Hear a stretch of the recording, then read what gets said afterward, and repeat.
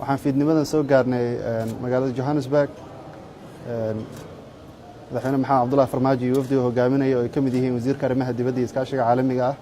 danjire axmed ciise cawad iyo agaasimaha guud ee madaxtooyada dr nuur diiriye xirsi fuursade wafdiga madaxweynaha waxay halkan u yimaadeen sidaan maanta warbaahinteeda kaga sheegnay